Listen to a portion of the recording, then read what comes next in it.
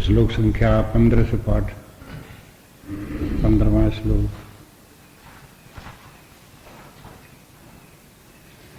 अर्जुनोवाच पश्यामि देवांस्तव देवदेहे सर्वांस्तथा भूतविशेषसङ्गान् ब्रह्माण्डमीशं कमलासनस्थम् ऋषींश्च सर्वान् मृगांश्च दिव्यान् अनेकबाहूदरवक्त्रनेत्रम् पश्यामि त्वां सर्वतोऽनन्तरूपम् नान्तं न मध्यं न पुनस्तवादिम् पश्यामि विश्वेश्वर विश्वरूप किरीटिनं गदिनं चक्रिणं च तेजो राशिं सर्वतो दीप्तमन्तम् पश्यामि त्वां दुर्निरीक्ष्यं समन्तात् दीप्तानलार्काद्युतिमप्रमेयम् त्वमक्षरं परमं वेदितव्यम् त्वमस्य विश्वस्य परं निधानम् त्वमव्ययः शाश्वतधर्मगोप्ता सनातनस्त्वं पुरुषो मतो मे अनादिमध्यान्तमनन्तवीर्यम् अनन्तबाहुं शशिशूरिनेत्रम् पश्यामि त्वां दीप्तहुताशवक्त्रम् स्वतेजसा विश्वमिदं तपन्तम् अनादिमध्यान्तमनन्तवीर्यम् अनन्तबाहुं शशिसूर्यनेत्रम् पश्यामि त्वां दीप्तहुताशवक्त्रम् स्वतेजसा विश्वमिदं तपन्तम्।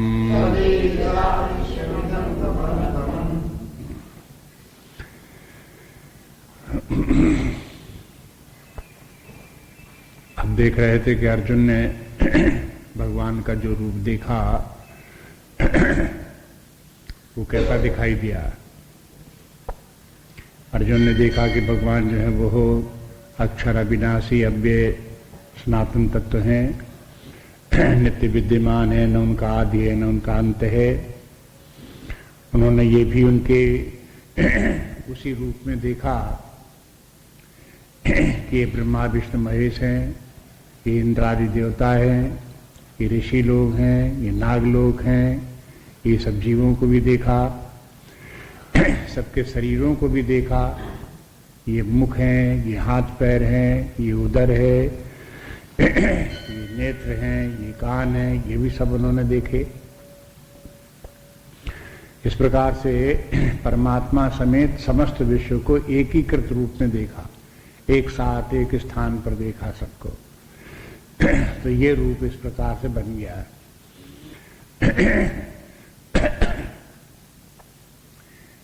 यहाँ इस श्लोक में एक बार फिर कहते हैं कि देखो, न आपका आदि है, न अंत है, न मध्य है। इसको मिला करके देखें पिछले श्लोक में 17वें श्लोक में, ये 16वें श्लोक में नान्तम न मध्यम न च पुनस्तवादिम पश्यामि विश्वेश्वर विश्वरूप 16वें श्लोक में बोले थे। यहाँ पर कहते हैं अनादि मध्यांतम अनंत वीर्यम, आपके आदि मध्य अंत में सर्वत्र जो है शक्तिशाली महान तेजस्वी दिखाई देते। अनंत बाहुम शशि सूर्य नेत्रम, अनंत बाहें दिखाई दे रही हैं, शशि सूर्य नेत्र दिखाई दे रहे हैं। यहां केवल बाहु करके बोला और सस्य सूर्य नेत्र बताए तो इससे मालूम होता कि बाहु के माने कोई हाथ ही नहीं है, स्थूल शरीर का हाथ नहीं है। उसका वर्णन तो ऊपर आ चुका है। यहाँ जो बाहु का तात्पर्य है क्रिया शक्ति। जो भी जगत पे क्रिया शक्ति दिखाई दे रही है वो सब आपके ही है। सूर्य चंद्र नक्षत्र तारे दिख रहे हैं, ये सब आपके ही नेत्र आदि हैं, आपके ही शरीर के ये सब अंग हैं। यहाँ पश्यामि त्वाम दीप्त हुताश वक्त्रम, और मैं देखता हूं कि अग्नि के समान आपका मुख दीप्तमान है। स्वतेजसा विश्वविदम तपन्तम, अपने तेज से आप सारे विश्व को तपा रहे हैं। इतना तेजस्वी रूप आपका है। एक बात ध्यान में रखें कि विराट रूप तो भगवान का बहुत लोगों ने देखा, शास्त्रों में आता बहुत लोगों ने भगवान का विराट रूप देखा। जैसा कि कल बताया था आपको, यशोदा ने भी देखा और लोगों ने भी देखा, कौशल्या ने भी देखा, दूसरे लोगों ने भी और बहुत लोगों ने देखा, काकभूषण ने भी देखा। लेकिन अर्जुन को जो विराट रूप दिख रहा है वो विशेष प्रकार का है। विशेष प्रकार के माने ये है कि विराट रूप होते हुए भी उसके अनेक चित्र हैं। ये ध्यान में रखने का है। परब्रह्म परमात्मा तो एक ही समान है, जो अनादि अनंत सत्ता है, सच्चिदानंद स्वरूप है, उसके तो अनेक रूप नहीं है, वो तो एक सही है। लेकिन जब उस परमात्मा ने हिरण्यगर्भ रूप विराट रूप धारण किया तो फिर उसके अनेक रूप हो गए। अनेक रूप हो जाने पर कोई किसी प्रकार से देख रहा है, कोई किसी प्रकार से देख रहा है। कौशल्या ने भगवान का रूप देखा तो वहां पर विराट रूप दिखाई दिया, लेकिन ऐसा भयंकर नहीं था जैसा अर्जुन को दिखाई दिया। आश्चर्य जरूर लगा उनको, लेकिन उनको भयंकर नहीं दिखाई दिया। यशोदा को भी मुख में भगवान राम कृष्ण ने अपना मुख में विराट रूप दिखा दिया, तो वो विराट रूप भी सौम्य विराट रूप था। दिखा दिया तो उनको ये लगा यशोदा को कि इसके इस बच्चे के मुंह में हो क्या गया है, ऐसा लगा उनको। उनको देख करके ये नहीं विराट रूप में दिखाई दिया कि जैसे अर्जुन को दिखाई दे रहा हो कि सब ये विशाल विश्व जो है सबको तपा रहा है। आगे तपाने की बात है। अब इस समय अर्जुन को ये दिखाई दिया कि विराट रूप परमात्मा कैसा है, जो सबको जला रहा है, तपा रहा है, पीड़ित कर रहा है, इस प्रकार का। ये इसके माने एक प्रकार से ये विराट रूप भगवान का जो दिखाई दिया अर्जुन को, वो क्रूर रूप दिखाई दिया, उग्र रूप दिखाई दिया। उग्र रूप आता शब्द आगे प्रयोग भी करते हैं, तो उसकी उग्रता को ध्यान में रखें। ये अर्जुन को ही दिखाई दिया इस प्रकार। अंत में भगवान कहते भी हैं अर्जुन से कि देखो हमने तुमको जो अपना विराट रूप दिखाया ऐसा पहले किसी ने नहीं देखा। मैंने ऐसा पहले किसी ने नहीं देखा, देखा तो बहुत लोगों ने, लेकिन ऐसा नहीं देखा जैसा अर्जुन ने देखा। अर्जुन को जैसा उग्र रूप दिखाई दिया वैसा किसी को नहीं दिखाई दिया। अब उग्र रूप अर्जुन को क्यों दिखाई देता है? अब इससे ये पता चलता है कि भाई देखो, अगर कोई परमात्मा के विराट रूप को भी देखे, परमात्मा को भी देखे, तो जब वो अपनी बुद्धि में उसकी कल्पना करता है, विचार करता है, ध्यान धरता है, तो जिस व्यक्ति की जैसी बुद्धि होती है वैसा ही दिखाई देता है। दिखाई देने के लिए विराट रूप परमात्मा का ठीक है, लेकिन किसको क्या दिखाई देता है उसकी बुद्धि भी उसमें सम्मिलित होती है। बुद्धि का भी प्रभाव उसके ऊपर पड़ता है। अर्जुन इस समय युद्ध क्षेत्र में खड़ा हुआ है, इसलिए अर्जुन को युद्ध और युद्ध में जो मारकाट होने वाली है वो सब वही अर्जुन की बुद्धि में छाई हुई है। पहले अध्याय में अर्जुन ने बता दिया था कि देखो ये सब लोग इतने हमारे भाई बंधु सब लोग खड़े हैं, इस युद्ध में ये सब के सब मारे जाएंगे, सब कर छट जाएंगे, उसके बाद में ये इस प्रकार से धर्म की हानि होगी और समाज में बड़ी अव्यवस्था फैलेगी, ये सब अर्जुन जो बोल रहा था वो उसकी बुद्धि में छाया हुआ था। उसी के कारण से अर्जुन को ये दिखाई दिया कि भगवान का विराट रूप जो है ये उग्र रूप है। तपंतम, यहां इस पर ध्यान दो, विश्वम इदम तपंतम, आप सारे विश्व को तपा रहे हो, तप्त हो रहा है, आपका ऐसा तेजस्वी रूप है, ये ऐसा दिखाई दे। अगले श्लोक में देखिए, द्यावा पृथिव्योरिदमन्तरं हि व्याप्तं त्वैकेन दिशश्च सर्वाः दृष्ट्वाद्भुतं रूपमुग्रं तवेदं लोकत्रयं प्रव्यथितं महात्मन् द्यावा पृथिव्योरिदमन्तरं हि व्याप्तं त्वैकेन दिशश्च सर्वाः दृष्ट्वाद्भुतं रूपमुग्रं तवेदं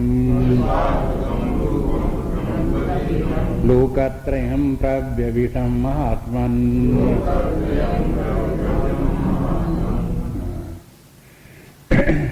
द्यावा पृथिव्याम, द्यावा में द्युत लोक, सबसे ऊपर जो प्रकाशवान तेज जहाँ तारे इत्यादि दिखाई देते हैं वो द्युत लोक कहलाता है। तो द्यावा और पृथिव्याम और नीचे पृथ्वी और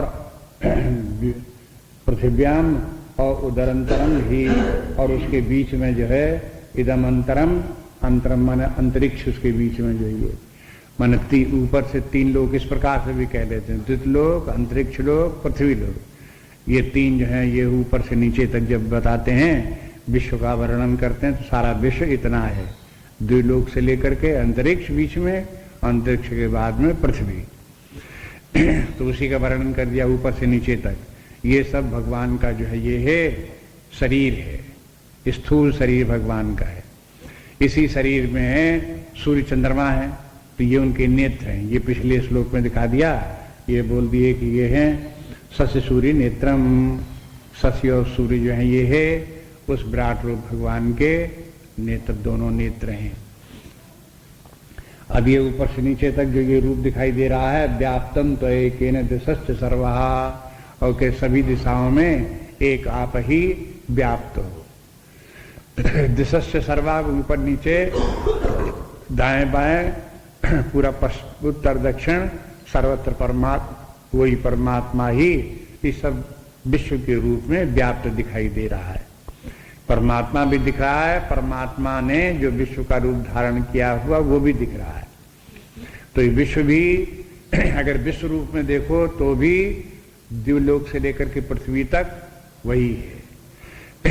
परमात्मा को देखो, ये परमात्मा भी सर्वाधिष्ठान होकर के वही द्युलोक है, वही अंतरिक्ष है, वही पृथ्वी है, सब स्थिति में वही व्याप्त विद्यमान है। इसलिए सारे विश्व को परमात्मा के रूप में देखो, उसको एक विराट शरीर के रूप में देखो। अब इस सब बातों को समझने के लिए हम लोगों के लिए व्यष्टि और समष्टि का ध्यान रखना चाहिए। जैसे अपने आप अपने व्यष्टि में है, ऐसे ही समष्टि में है।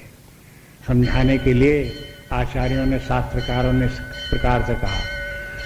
व्यष्टि के माने हमारे इंडिविजुअल रूप में, समष्टि के माने कॉस्मिक रूप में। तो व्यष्टि रूप में अपने आप अपने अंदर देखो, जैसे अपना पूरा स्थूल शरीर है, तो पूरा स्थूल शरीर जितना भी है हम उसे ऊपर से नीचे तक अपना ही समझते हैं। दूसरी बात इसमें ये कि इस स्थूल शरीर में जैसे हाड़, मांस, मज्जा इत्यादि हैं, अनेक रूप इसके हैं, इसी प्रकार से समष्टि रूप में भी विश्व में भी है। जिस प्रकार से अपने अंदर रक्त है और रक्त में रेड कॉर्पसल्स हैं, वे जीवाणु हैं, वे सब नित्य जाने कितने बनते रहते हैं और कितने बिगड़ते रहते हैं। ये सब लोग आजकल जानते हैं कि शरीर के भीतर ये है बनना बिगड़ना चलता रहता है, सेल्स बनते रहते हैं, बिगड़ते रहते हैं। रक्त के भी, मांस के भी और त्वचा इत्यादि के भी, सब में सेल्स हैं।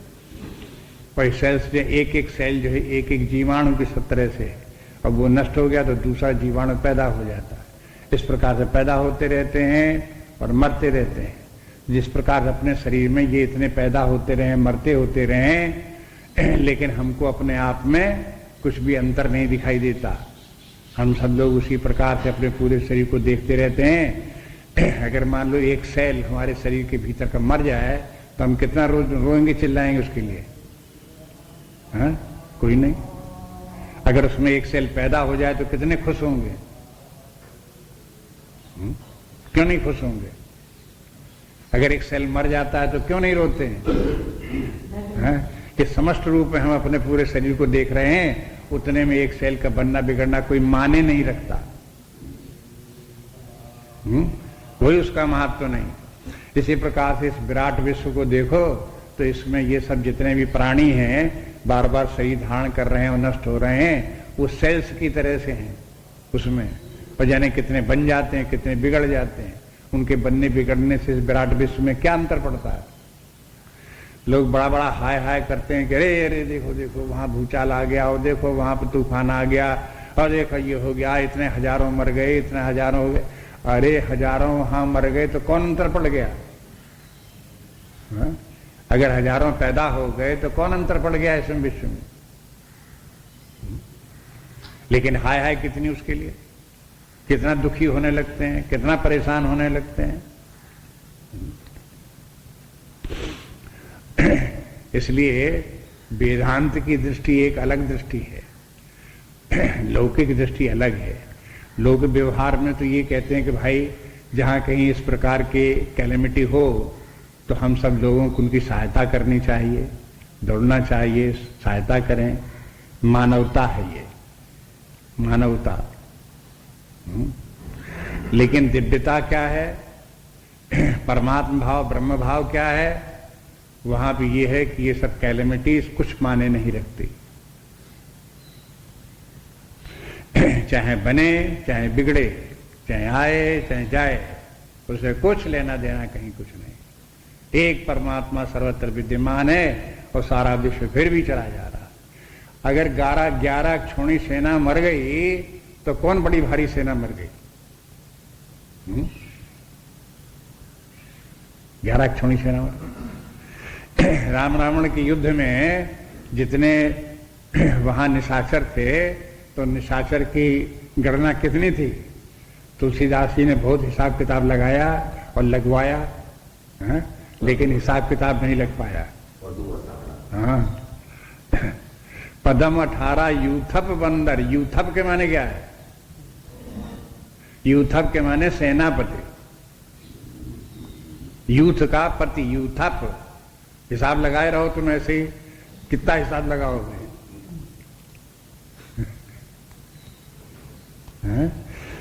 वहां पर कितने लोग मर गए उनकी कौन गणना करे? उनके जो है इतने जितने मरते रहते हैं, इतने जीते रहते हैं, ये कोई माने नहीं रखते हैं।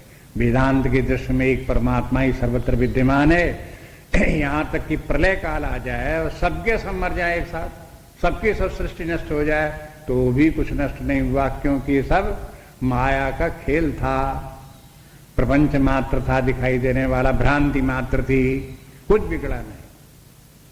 और इतना विशाल सृष्टि पैदा भी हो जाए तो भी पैदा हो जाने बन जाने पर भी कुछ नहीं बन गया, जादू का खेल बन गया। क्या इसमें रखा हुआ? ये वेदांत की दृष्टि। वेदांत की दृष्टि में बुद्धि अचल प्रतिष्ठित हो गई, उसमें फिर डामाडोल नहीं, फिर उसमें हिलना डुलना नहीं, उसमें बनना बिगड़ना नहीं, कोई लाभ हानि नहीं, कोई जय पराजय नहीं, कोई अपना पराया नहीं, कुछ बड़ा ऊंचा नीचा नहीं, सब का सब समाप्त हो गया। सब विलीन होकर के एक परमात्मा भाव में दृढ़ हो गए। ये विराट रूप परमात्मा का जो ध्यान है ये प्रारंभिक ध्यान है। जिन लोगों को जो है वो परमात्मा के सूक्ष्म रूपों का ध्यान न कर सकते हो, वो विराट रूप में इस प्रकार से ध्यान करते हैं। इसी प्रकार से पूजा करो। अब इस स्थान को जो वर्णन है इस विराट रूप का, आप उपदेश सार पढ़ चुके हो। उपदेश सार में रमण महर्षि कहते हैं कि देखो अष्टमूर्ति भ्रत देव पूजनम, ये पंक्ति है वहां, अष्टमूर्ति भ्रत देव पूजनम, पूजन करो। तो पूजा से उपासना शुरू होती है। पूजा करो और पूजा के बाद फिर नाम जप करो, नाम जप के बाद ध्यान करो, ये सब उपासनाएं हैं। तो पूजा जो है प्रारंभिक उपासना है, बिगिनिंग की उपासना जो है वो पूजा है। पूजा पहले करो। अगर कुछ नहीं अभी किया है तो पहले पूजा करो। अगर पूजा करते रहे हो तो उसके बाद में नाम जप करो। नाम जप करते रहे हो तो उसके बाद ध्यान करो। उल्टा मत करो कि ध्यान पहले कर लो पूजा बाद में कर लेंगे, ऐसे नहीं, पहले पूजा करो। अगर सुबह से बैठ करके अपनी दिनचर्या चलती है तो उसमें भी पूजा पहले करो, उसके बाद नाम जप करो, उसके बाद ध्यान करो। ये क्रम इस प्रकार है। इसमें पूजन किस तात्पर्य क्या है? पूजा के माने बैठ करके आपने मूर्ति की पूजा कर ली तो उतनी पूजा पर्याप्त नहीं है। कहते हैं रमण महर्षि पूजा करो, अपने पूजा घर से बाहर निकल करके मैदान में आकर के पूजा करो। किसकी पूजा करो? अष्टमूर्ति भ्रत देव पूजनम, आकाश से लेकर के पृथ्वी तक पंच महाभूत और फिर मन बुद्धि चित्त अहंकार, ये सब मिला करके जो 8 होते हैं, इनकी ऊपर से नीचे तक इनकी जो है ये विराट रूप भगवान की, इसकी पूजा करो। विराट रूप पूजा की करने का तात्पर्य क्या हुआ कि आप सबकी सेवा करो और पूज्य भाव रख करके सबकी सेवा करो, सारे विश्व की, किसी व्यक्ति विशेष की नहीं, संपूर्ण विश्व की। व्यक्ति के करने लगोगे, कह रहे मेरा बच्चा भी तो भगवान का ही रूप है, हम उसी की पूजा करेंगे। अरे यहां तो तुम जो अपने बच्चे की पूजा, तो ममत्व भाव है, इस तरह से नहीं। समाज में तो नाना जाने कितने प्रकार की भ्रांतियां हैं। वहां कहते हैं कि भाई जो सारा विश्व ही परमात्मा का रूप, तो मेरा बच्चा भी परमात्मा का रूप, हम अपने बच्चा की पूजा करेंगे। अपने ही बच्चा की पूजा क्यों ना करो, दुनिया के क्यों करते फिरो? ये देखो अर्थ इस प्रकार। ये नहीं, अपने बच्चे की पूजा मत करो, किसी व्यक्ति, किसी दूसरे के बच्चे की भी पूजा मत करो और किसी दूसरे व्यक्ति की भी पूजा मत करो, पूरे विश्व की पूजा करो, एज ए होल को करो। इंडिविजुअल और होल में अंतर है। जब इंडिविजुअल करने लगोगे तो वहां आसक्ति हो जाएगी और उसका फल चाहने लगोगे कि इसका फल हमको ये मिलना चाहिए। लेकिन जहां समष्टि को इस प्रकार से करोगे तो वहां उसके फल की कामना फिर नहीं हो सकती। इस प्रकार के वैयक्तिक फल प्राप्त हो, लौकिक फल प्राप्त हो, इस प्रकार की कामना नहीं हो सकती। इसलिए ये है पूजन जो है इस प्रकार विराट रूप परमात्मा का, अष्टवृत्त के माने विराट रूप जो परमात्मा, इसका पूजन करो। तो विराट रूप परमात्मा का पूजन प्रारंभिक पूजन है। इसलिए ये सब इनको कैसे कि आकाश द्युलोक है, फिर सूर्य चंद्र नक्षत्र तारे हैं, अंतरिक्ष है, फिर ये पृथ्वी है, ये सब परमात्मा का रूप है। आप देखोगे लंका कांड में मंदोदरी ने रावण को इस भगवान के विश्व रूप का वर्णन कर दिया। तुलसीदास जी ने मंदोदरी के द्वारा इस विराट रूप का वर्णन कराया।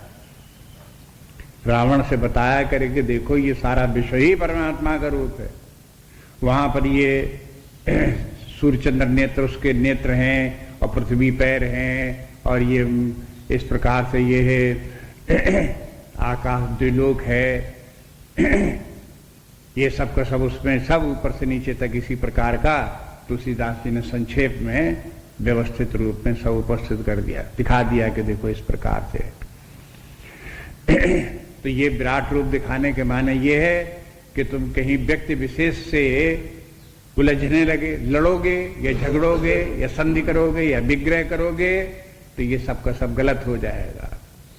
शंकराचार्य जी ने जैसे बताया कि माकुरु विग्रह संधौ, न किसी से विग्रह करो और न किसी से संधि करो। जब विग्रह करने लगोगे तो व्यक्ति सामने आ जाएगा और विग्रह हो जाएगा। संधि करने लगोगे तो क्या, व्यक्ति सामने आ जाएगा और संधि होने लगेगी। जब समष्टि बुद्धि होगी तो आप किसी व्यक्ति से विग्रह या संधि नहीं कर सकते।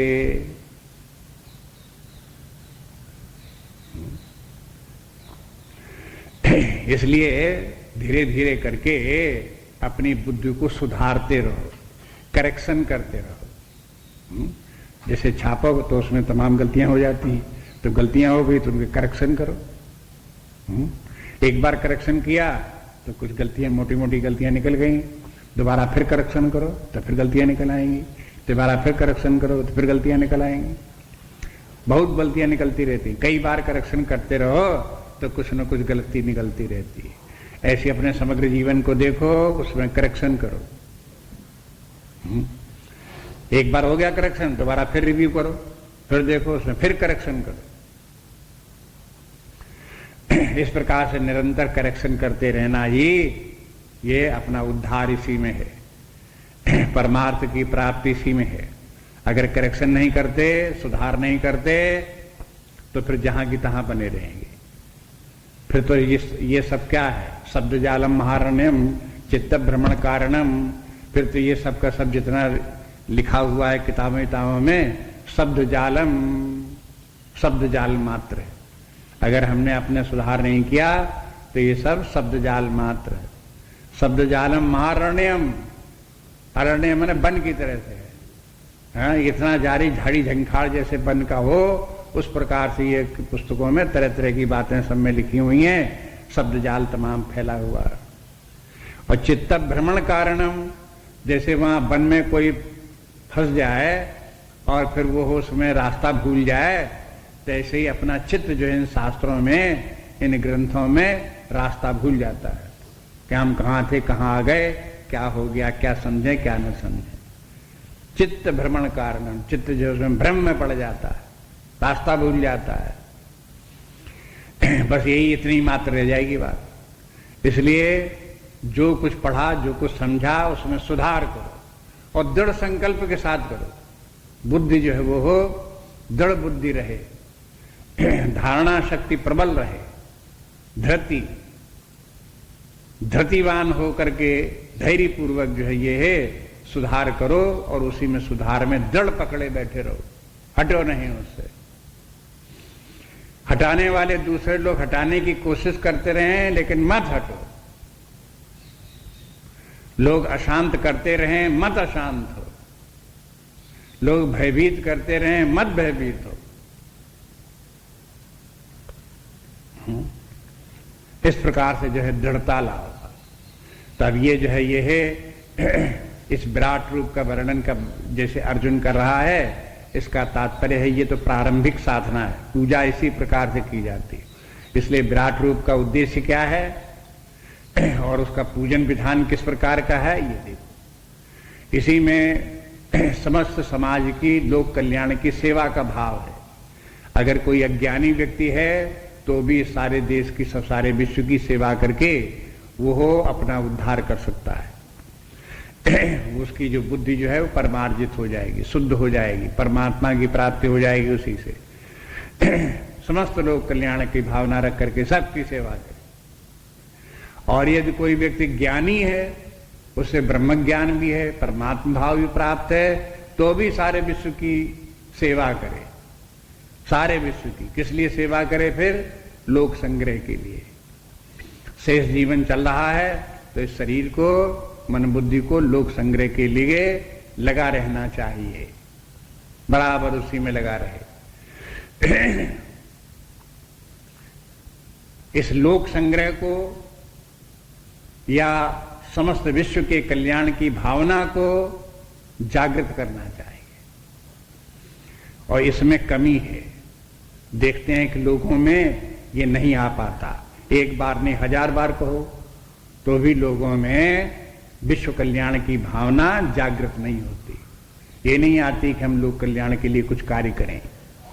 जहां करने लगे तहां कहीं व्यक्ति सामने आ गए और व्यक्तियों उलझ गए, बस उन्हीं में लाभ हानि दिखाई देने लगा, उसी में जय पराजय दिखाई देने लगी, बस उलझ गए। फिर उसी जाल में, झंझट में फिर आपस।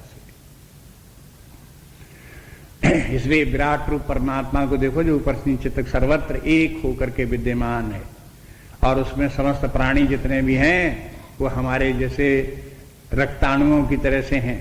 हमारे शरीर में जिस प्रकार से सेल्स हों, इस प्रकार से ये सब जितने भी प्राणी, मनुष्य इत्यादि हैं और दूसरे दूसरे भी प्राणी हैं, सब उसी प्रकार से उसमें है। अब इनको ऊपर से कहते हैं कि इसका आदि अंत नहीं है। आप देखो भगवान के विराट रूप का भी आदि अंत नहीं है। द्युलोक ऊपर तक जहां तक दृश्य जाती है तहां तक वो विराट रूप परमात्मा ही का है।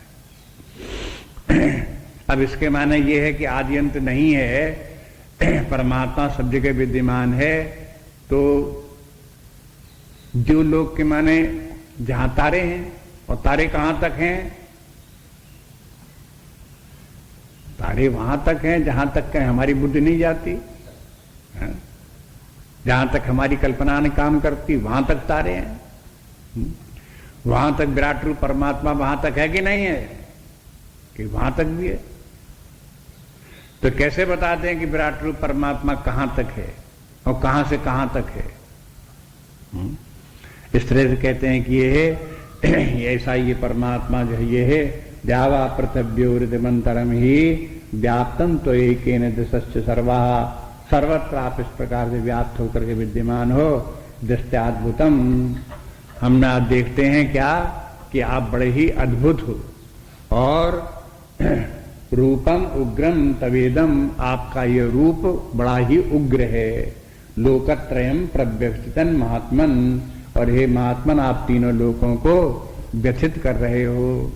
देखो उग्र रूप है और व्यथित कर रहे हो।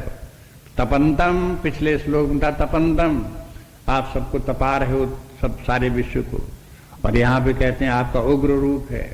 फिर कहते हैं कि लोकत्रयम प्रव्यथितम, व्यथित करना माने व्याकुल करना, परेशान करना, माने पीड़ित करना। तो आप सबको पीड़ित कर रहे हो इस प्रकार से। तो वो परमात्मा किसी को न पीड़ित करे और न किसी को कुछ करे, लेकिन अर्जुन को ये दिखाई दे रहा है कि ये विराट रूप परमात्मा सबको व्यथित कर रहा है। क्योंकि उसको अब ये दिखाई देता जाता है धीरे धीरे करके कि देखो इस विराट रूप परमात्मा में ये सब जितने योद्धा लोग खड़े उनके मुख की ज्वाला में प्रविष्ट होते चले जा रहे हैं। ये भी आगे दिखाई दे।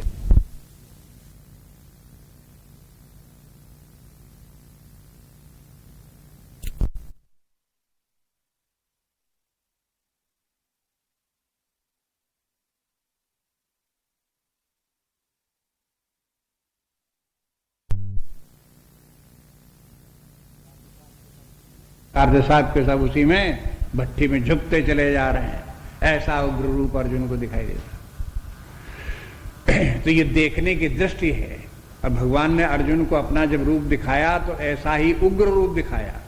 देखो विराट रूप दिखाना हो तो विराट रूप दिखाने के लिए विभिन्न पक्ष हो सकते हैं। दिखाने वाला दिखा दे कि देखो ये सारा जगत, अब सारे जगत को आप दिखाओ। जैसे ईयर बुक की नाम आपको लेते हैं, सेंचुरी बुक का नाम देते हैं, ऐसे उनको सबको लेकर के आप सामने चित्र रखो तो एक सुंदर चित्र भी रख सकते हो और एक भयंकर चित्र भी रख सकते हो। आप यही दिखाने लगो कि इतनी लड़ाइयाँ हुई, उनका इतनी फलाई जगह वहाँ पे इतनी लड़ाई हुई यार, उनका अमेरिका में ये लड़ाइयाँ हुई और कनाडा में ये लड़ाइयाँ हुई और रंगून में ये लड़ाइयाँ हुई, कहाँ लड़ाइयाँ हुई का वर्णन करने लगो तो बड़ा भयंकर रूप हो जाए। लोगों की कितनी महामारियां फैली, कितने लोग व्यक्ति मरे, कौन कौन से नए रोग आ गए, उनका वर्णन करने लगो तो भयंकर रूप हो जाए सारे विश्व का। और अगर आप उसी के विश्व के सारे विश्व का सौन रूप वर्णन करने लगो तो आप ये भी दिखाई देने लगे कि हाँ कि देखो कितने कितने महान कार्य हुए, कितने सुंदर रचनाएं कार्य हुए, कितने निर्माण कार्य हुए, कितने उदारता के कार्य हुए, कैसे कैसे लोगों ने लोक सेवा के कार्य किए, महान कार्य कैसे किए, उदारता के उदाहरण दिखाई देने लगे तो सुंदर रूप दिखाई देने लगे। तो दूसरी तरफ से वर्णन करो तो सुंदर रूप दिखाई देने लगे। भगवान कृष्ण ने अर्जुन को जब अपने रूप का वर्णन किया, दिखाया कि तुम देखो ये देखो ये देखो, तो भगवान ने क्या दिखाया कि मेरी बड़ी बड़ी डाढ़ें देखो, मेरा भयंकर मुख देखो, जिसमें कि ये जिसमें ज्वाला में सब में आकर के सब जलते चले जा रहे हैं, तो अर्जुन को वही दिखाई देने लगा। तो अब देखो इस प्रकार से ये विश्व का वर्णन इसी प्रकार का है। दोनों प्रकार से इस प्रकार से वर्णन हो सकता है, सौम्य रूप में भी हो सकता है, उग्र रूप में भी हो सकता है। ये सब जगत का वर्णन है, क्योंकि इसलिए अब जैसे एक व्यक्ति हो कोई, तो एक व्यक्ति का आप वर्णन ऐसे भी कर सकते हो, छोटे बचपन से कहो इतना बड़ा हुआ, उसने ये कार्य किया, उसने ये कारखाना खोला और उसने ये पैसा कमाया, ये मकान बनवाया, वो मकान बनवाया, ये पढ़ा, वो लिखा, ये ज्ञान, वो ज्ञान, ऐसे वर्णन कर सकते हो। दूसरी तरफ से ऐसा भी वर्णन कर सकते हो कि शरीर क्षीण होने लगा, बीमार होने लगा, दुखी होने लगा, बुढ़ापा आने लगा और धीरे धीरे करके समाप्त हो गया, ये भी वर्णन कर रहे। तब व्यक्ति के दोनों पक्ष हैं, ये भी पक्ष है, वो भी पक्ष है, क्योंकि शरीर है। इसी प्रकार से ब्रह्मांड है तो इसके दोनों पक्ष हैं, उग्र रूप भी है, सौम्य रूप भी है। लेकिन वो परमात्मा न सौम्य है न उग्र है। जो परमात्मा है जिसमें कि सारा जगत दिख रहा है, वो परमात्मा अक्षर, अविनाशी, अनादि, अनंत, निर्विकार, चेतन सत्ता के रूप में बस इस प्रकार से, उसमें ये सब बातें नहीं। इसलिए जब यहां पर आप ये सब बातें पढ़ो तो उसको उस ब्रह्म में मत जोड़ दो कि ब्रह्म ही उग्र है, ऐसे नहीं। अगर किसी से ये कहने लगो इसको पढ़ करके, हमने गीता में पढ़ा कि परमात्मा तो बड़ा भयंकर है, हमने पढ़ा परमात्मा तो लोगों को बड़ा व्यथित करता है, लोगों को बड़ा तपाता है, तो अच्छा ऐसा लिखा है परमात्मा। तो ये कोई शास्त्र का सही तात्पर्य नहीं होगा कि लोगों को बताने लोगों की ऐसा परमात्मा है।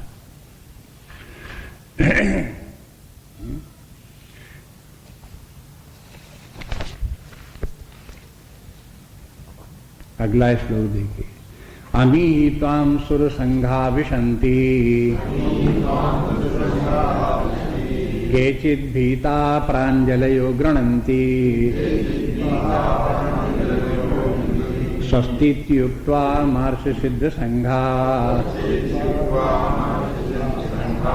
स्तुवन्ति त्वां स्तुतिभिः पुष्कलाभिः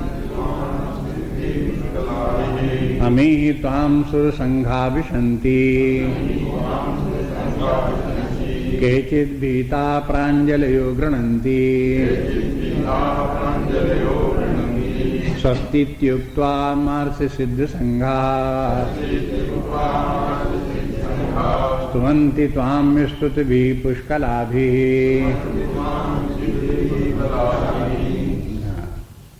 अमी के माने वे लोग, अमी ही त्वां सुर संघा विशन्ति, वे सबके सब जो हैं सुर संघ जितने वे सब हैं, वे त्वां विशन्ति, तुम्हारे अंदर ही विद्यमान है, समस्त देवता तुम्हारे अंदर विद्यमान है। केचित् भीता प्राञ्जलियो गृह्णन्ति, उनमें से कुछ लोग तो भयभीत हैं, देवता लोग भी, सुर संघ देवताओं के समुदाय, और प्राञ्जलियो गृह्णन्ति, और हाथ जोड़े हुए आपसे विनती कर रहे हैं। स्वस्ति इत्युक्त्वा महर्षि ही, और जो महर्षि लोग हैं, सिद्ध संज्ञा हैं, वे स्वस्ति वाचन कर रहे हैं। स्तुवन्ति त्वां, और आपकी स्तुति कर रहे हैं, स्तुति भी पुष्कलाधि, और हाथ जोड़े हुए स्तुतियों के द्वारा आपका स्तवन कर रहे हैं। तो इसके अर्जुन को ये दिखाई दिया कि सब लोग भयभीत, सभी लोग भयभीत हैं, क्योंकि भगवान ने भयंकर रूप अपना दिखा दिया है। तो कोई एक हम ही भयभीत थोड़ा है, देवता लोग भी भयभीत हैं, ऋषि लोग भी भयभीत हैं, सिद्ध लोग भी भयभीत हैं, ये सभी भयभीत हैं, और सब भय के कारण से सब हाथ जोड़ रहे हैं, सब प्रार्थना कर रहे हैं। उपनिषदों में आता है, श्वेतास्तर उपनिषद इत्यादि में, कि वो परमात्मा जो है वो हो अपने हाथ में गदा लिए हुए सबको भयभीत किए हुए है। वो इतना कठोर शासक है, गदा लिए हुए खड़ा हुआ है कि सब लोग भयभीत हैं। कौन कौन भयभीत हैं? ब्रह्मा विष्णु महेश भी भयभीत हैं, यमराज भी भयभीत हैं, पवन देवता भी भयभीत हैं, इंद्रदेव भी भयभीत हैं, ये सब देवता उससे भयभीत हैं। और भय के कारण क्या कर रहे हैं? भय के कारण सब अपना अपना काम ठीक समय से कर रहे हैं, जरा भी टस से मस नहीं हो सकते। देखो ये अर्थ लगाया। हाँ? सूर्य देखो कैसे समय से उग रहा, पृथ्वी देखो कैसे समय से घूम रही है। क्यों घूम रही है? हमारे डर पे घूम रही है।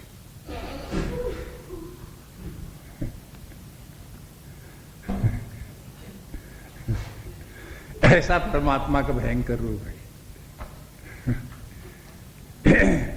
तो उसमें जहां पर इस प्रकार का विश्व हो, जहां इस प्रकार की सृष्टि चल रही हो, वहां क्या कहना।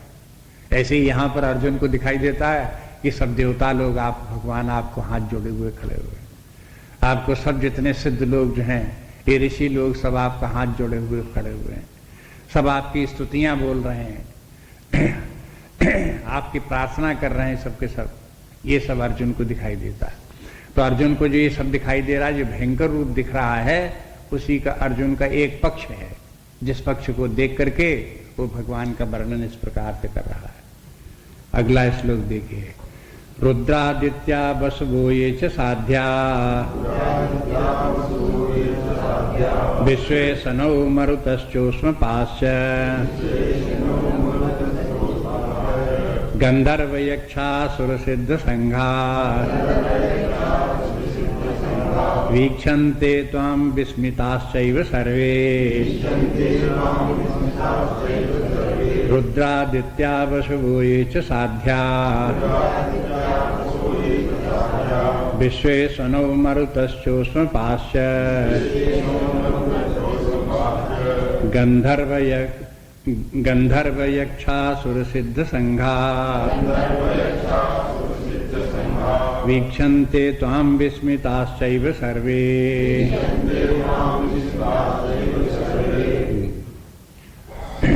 अब वो देवताओं के जो ऊपर नाम बताए थे कि देवा सुरसंघा विशंति केचित भीता, तो देवता लोग रुद्र, उनके नाम बताते हैं। रुद्र हैं, आदित्य हैं, वसुभो ये च साध्या, ये सब विश्वेश और विश्वेश्वनी अश्विनुम अश्विनी कुमार, मरुतश्चोष्मपाश्च मरुत लोग, और उष्मपाश्च जो देवता लोग हैं वे, और गंधर्व और यक्ष असुर सिद्ध संघ, ये सब के संघ में समुदाय, ये सब वीक्षन्ते त्वाम, ये सब आपको देख रहे हैं। और विस्मिताश्चैव सर्वे, और सब विस्मित हैं। विस्मित माना आश्चर्यचकित हैं। ये सब आश्चर्यचकित होकर के सब देख रहे हैं। अब देखो इनको सबके जितने ये हैं देवता आदि हैं, सिद्धादि हैं, उनके समुदायों के नाम गिना दिए। विभिन्न प्रकार की सब देवता नाना प्रकार के हैं, उनके सबकी गिनती करा दी। अभी इनके सबको आपको बता चुके हैं। रुद्र 11 रुद्र हैं, आदित्य 12 आदित्य हैं, उन्हीं के सबके नाम इस प्रकार से बताते रहते हैं। रुद्रादित्या वसुवा, और बस लोग हैं 8 वसु हैं, वे सब ये च साध्या, और साध्यगण हैं ये लोग। विश्वेदेवा, विश्वदेव कहलाते हैं विश्वेदेवा, और अश्विनों अश्विनी कुमार, और मरुतश्च, और वो मरुतश्च मन 49 मरुति, वे भी, और ऊष्म पाश्च, ऊष्म के माने गरम गरम, पाश्च के माने खाने वाले, जो गर्मा गर्म खाने वाले हैं। ये कौन है? ये गर्मा गर्म खाने वाले देवता लोग हैं। ये अन्य जितने देवता हैं ये गर्मा गर्म खाते हैं। आप देखो ये बहुत कम सुना होगा आपने कि देवता लोग जो हैं गर्मा गर्म खाते हैं, ठंडा करके नहीं खाते, गरम गरम खाते हैं। ऊष्म पाश है। ये ऊष्म पाश जो है ये है देवताओं में इनकी गिनती आती है। जो पितर लोग हैं उनको कहते हैं, वो देवकोटि में, गंधर्व भी देवकोटि में। ये सब इस प्रकार के जो है ये है ऊष्मपा है। ये ऊष्मपाश्चय और गंधर्व यक्ष, उसके बाद में पितरों के बाद में गंधर्व आ गए, गंधर्वों के बाद में यक्ष आ गए, फिर असुर आ गए। अब ये देखो क्रम एक प्रकार से दिखाई देता, लगता है कि जैसे उच्च स्तर के देवता हैं तो उससे निम्न होते चले गए हैं, नीचे स्तर के होते चले आए हैं। पहले जो है वो रुद्रादित्य इत्यादि का वर्णन किया, और उसके बाद मरुतगणों का नाम दिया। तो मरुतगण जो है वो देवताओं की कोटि में जरूर है, लेकिन थोड़ा हट करके हैं। इसके बाद में फिर उस पास से आ गए तो ये आ गए, फिर ये जो पितृलोक हैं उनका नाम आ गया। पितरों से भी नीचे फिर गंधर्व लोग है, गंधर्व आ गए। गंधर्व, उस गंधर्वों से भी नीचे फिर यक्ष हैं, यक्षों से भी नीचे फिर असुर हैं, और फिर असुरों से ये है, और सिद्ध संगा और सिद्ध संग भी है। सिद्ध संग तो बाद में जुड़ा। वैसे सिद्ध के माने है वो साधारण मनुष्य है जो कोई निष्काम कर्म करते हुए जो ऐसी अवस्था को प्राप्त हो गए कि मन बुद्धि जिनकी की शांति हो गई और अनुकूल प्रतिकूल स्थितियों में वे अपने मन बुद्धि के बैलेंस को बनाए रखते हैं, उनको कहते हैं सिद्ध हैं। तो ऐसे सिद्ध लोग जो हैं वो हो, ये माने मनुष्यों की कोट में आ गए ये सिद्ध लोग। ऋषि लोगों की कोट में आ गए, मुनियों की कोट में आ गए। तो ऐसे मुनियों नाम नहीं लिया, ऋषि नाम नहीं लिया, तो सिद्ध संघा कह दिया। ये लोग वीक्षन्ते त्वाम विस्मिताश्चैव सर्वे, ये सब लोग आपको जो हैं विस्मित होकर के देख रहे हैं, आश्चर्यचकित होकर के देख रहे हैं कि आपका ऐसा भयंकर रूप दिखाई दे रहा है, आपका ऐसा उग्र रूप दिखाई दे रहा है। तो उसको देख देख करके ये सब व्याकुल हैं। फिर कहते हैं शंकराचार्य इत्यादि संत लोग कहते हैं कि ये ऐसा भगवान का रूप जैसा है तैसा है, लेकिन अर्जुन को ऐसा दिखाई दे रहा है। ये बोलते हैं कि अर्जुन को ऐसा दिखाई देता है कि सब के सब भयभीत हैं और सब हाथ जोड़े खड़े हुए हैं, वो सब स्तुतियां कर रहे हैं।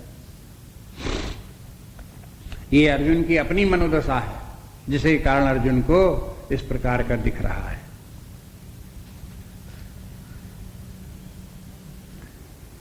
रूपम महत्ते बहुवक्त्र नेत्रम महाबाहो बहुबाहु रूप पादम बहुदरम बहुदंष्ट्रा करालम दृष्ट्वा लोका प्रविष्टास्तथाहम् रूपम महत्ते बहुवक्त्र नेत्रम महाबाहो बहुबाहुरुपादम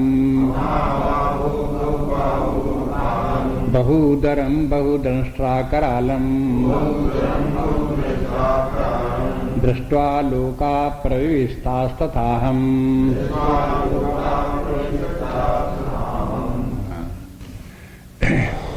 आगे अर्जुन कहता रूपम महत ते, आपका रूप बड़ा ही महान है, और बहुवक्त्र नेत्रम, बहुत से मुख हैं, बहुत से नेत्र हैं, महाबाहु, आपकी भुजाएं बहुत बड़ी बड़ी हैं, बहुबाहु और बहुत बाहें हैं, और उरु और पादम, उरु माने बक्ष इत्यादि, कमर आदि, और पैर जंघाएं, ये बहुत हैं।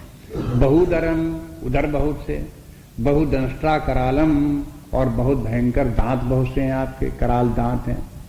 दृष्ट्वा लोका प्रविष्टा, आपको देख करके सारा लोक प्रव्यथित हो रहा है, व्यथित हो रहा है, प्रकर्षण विष्टा बहुत व्यथित हो रहा है। और फिर अर्जुन कहता है कि तथा अहम, और वही दशा हमारी भी है, वही मैं भी इसी प्रकार से व्यथित हो रहा हूं। तो अर्जुन को पहले सब व्यथित दिखाई देते हैं, तब वो कहता मैं भी व्यथित हूं। होता यही है कि माइंड का प्रोजेक्शन जब व्यक्ति होता है तो उसको दूसरे लोग भी वैसे ही दिखाई देते हैं, जैसी उसकी दशा होती है। अर्जुन व्यथित है, इसलिए दूसरे लोग भी व्यथित दिखाई दे रहे हैं। अगर कोई व्यक्ति स्वयं मोहजाल में पड़ा है तो उसे क्या दिखाई देगा? अरे सारी दुनिया मोहजाल में पड़ी है। अगर किसी को ये दिखाई देता धन ही सब कुछ है, उसके बिना काम नहीं चलता, तो उसे क्या दिखाई देगा कि सारी दुनिया में यही बात फैली हुई है, सब लोग धन के पीछे दौड़ रहे हैं, बस उसी के पीछे और कुछ नहीं। मुख्य बात उसमें व्यक्ति की अपनी पहले की है कि पहले उसकी बुद्धि में क्या छाया हुआ है, वो जैसा छाया होता है वैसा ही उसे दिखाई देता है। यहां विराट रूप भी भगवान का दिख रहा है, वो भी अपने स्थान में ठीक है, और दूसरी तरफ ये भी ठीक है कि अर्जुन की बुद्धि उसे अपने ढंग से देख रही है, अपनी दृष्टि से देख रही है।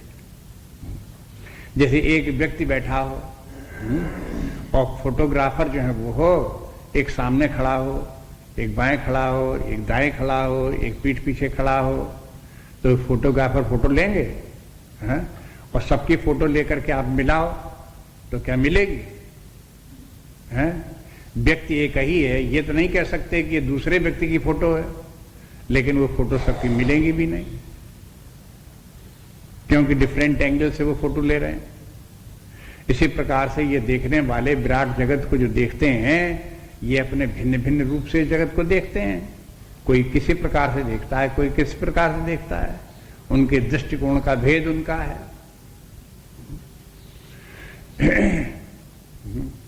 जो लोग मलिन मन के हैं तो उनको जगत वैसा ही सर्वत्र दिखाई देता है, जिनका शुद्ध मन है उनको सारा जगत उसी प्रकार का फिर दिखाई देता है, जिनका उदार मन है उनका सारा जगत उदार दिखाई देता है, जिनका कि मन संकीर्ण है उनका सारा जगत संकीर्ण दिखाई देता है।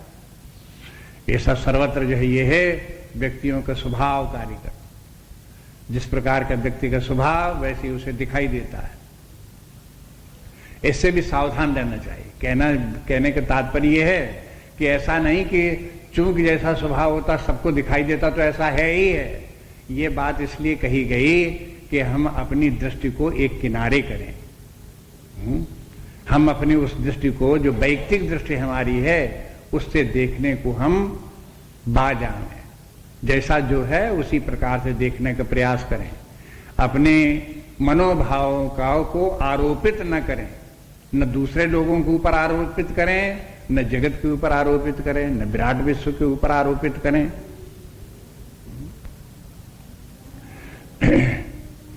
बहुत बात तो सही भी होती है भाई, जैसे मान लो कि तमाम देश के नेता हैं, तो आप जानते हो कि देश के नेता बहुत भ्रष्ट भी हैं, अपनी अपनी कुर्सी के लिए, अपने अपने के लिए सब लोग लड़ रहे हैं।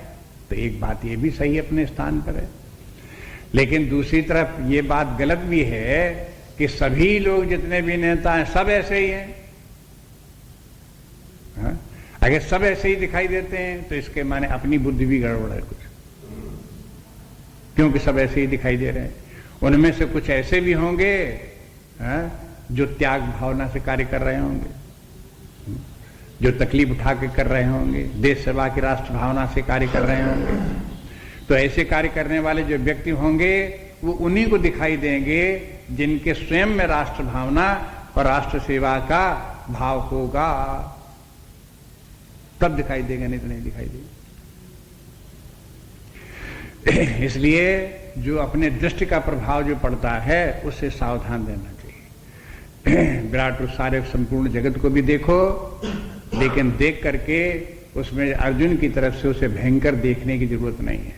सारा जगत जैसा है वैसा है, इसमें परिवर्तनशील है, नित्य परिवर्तनशील।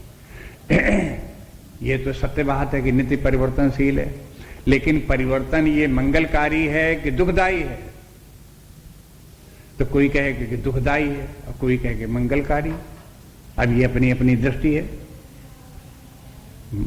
अगर परिवर्तन हो रहा तो विनाश तो होगा ही होगा, तब तो परिवर्तन होगा, और विनाश की तरफ दृष्टि होगी तो क्या लगेगा? व्यक्ति को दुखदाई लगने लगी। और बिना परिवर्तन तभी होगा कि जब तक कि कोई रचना कार्य नहीं होगा तब तक परिवर्तन नहीं होगा। रचना भी होगी, जब रचनात्मक कार्य होगा तो उसकी तरफ जिसकी दृष्टि होगी तो उसे वही परिवर्तन मंगलकारी भी दिखने लगे।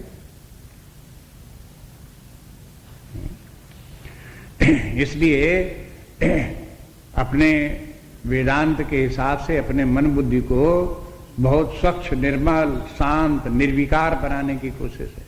जितनी ही बुद्धि निर्विकार होगी उतनी ही ये सब रहस्य समझ में आएंगे। ये भी बात निर्विकार बुद्धि में ही समझ में आता है कि बुद्धि विकारी है और वो जैसी बुद्धि होती है वैसा ही दिखाई देता है। हर किसी को नहीं सूझेगा। तुलसीदास जी रामायण लिखते हैं तो तुलसीदास को तो सूझता है कि वो दिखाई देगा। देखो जैसे वहां पर वो धनुष यज्ञ हो रही है, तमाम राजा लोग हैं, भगवान राम को तरह तरह रूपों में देख रहे हैं, तो उनकी सबकी बुद्धियां भिन्न भिन्न प्रकार की हैं, भिन्न भिन्न प्रकार से उनको देख रहे हैं। लेकिन भिन्न भिन्न प्रकार से देख रहे हैं ये तुलसीदास को तो पता है।